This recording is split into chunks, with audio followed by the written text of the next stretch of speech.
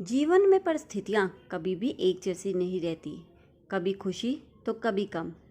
लेकिन ये खुशी या गम एक इंसान के हाथ में ही है कि वे उन स्थितियों को कैसे समझता है। इन स्थितियों को समझने के लिए मेरी आज की कहानी को ध्यान से सुनिए। Welcome back to my channel tuition here. एक समय की बात है, एक आदमी एक सेठ के यहाँ पर नौकरी करता था। वे बेहद ईमानदारी और लगन से अपने सारे काम पूरे करता था। सेठ भी उसके काम से बहुत खुश थे। एक दिन उस आदमी ने बिना बताए सेठ जी की दुकान से छुट्टी ले ली और उस छुट्टी के बारे में सेठ को कोई भी सूचना नहीं दी। इससे सेठ का कुछ काम भी रुक गया। तब सेठ ने सोचा कि ये आदमी तो इतना बढ़िया काम कर रहा है और मैंने इसकी पगार भी नहीं बढ़ाई है। पता नहीं इतने पैसों में इसका गुजारा कैसे चलता होगा, और अगर मैं इसके पैसे बढ़ा दूं तो हो सकता है ये और लगन से काम करे और मुझे छुट्टी से पहले सूचना भी दे दे। सेठ जी ने उसका वेतन बढ़ा दिया। आदमी ने जब पहली तारीख को अपना वेतन बढ़ा हुआ देखा तो वह हैरान रह गया। उसने कुछ नहीं कहा और चुपचाप वहाँ से पैसे लेकर चला गया।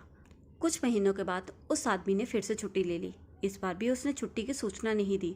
इस बार सेठ को गुस्सा आ गया। वे सोचने लगा कि कैसा आदमी है ये। मैंने जब इसके पैसे बढ़ाए थे तो इसने मुझे धन्यवाद तक नहीं कहा था और ना ही आज इसने दोबारा अपनी जिम्मेवारी समझी है। इस बार सेठ ने उसका वेतन वापस कम कर दिया।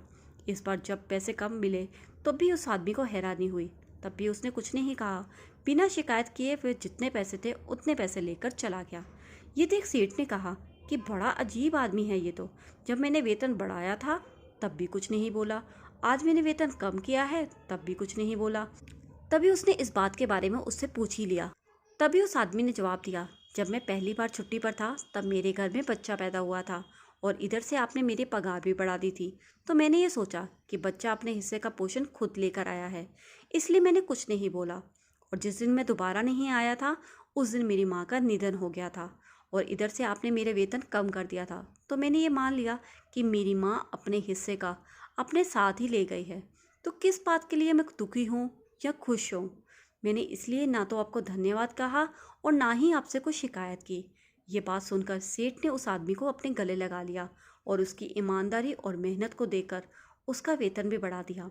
देखा सबने कि किसी इंसान के पास दुखी होना या खुश होना उसके अपने हाथों में है। आपको ये छोटी सी कहानी कैसी लगी ये मुझे कमेंट करके ज़रूर बताइए। और अगर आपने मेरे चैनल को अभी तक सब्सक्राइब नहीं कर रखा है तो कर लीजिए, ताकि मेरी वीडियोस की नोटिफिकेशन आप तक आती रहे।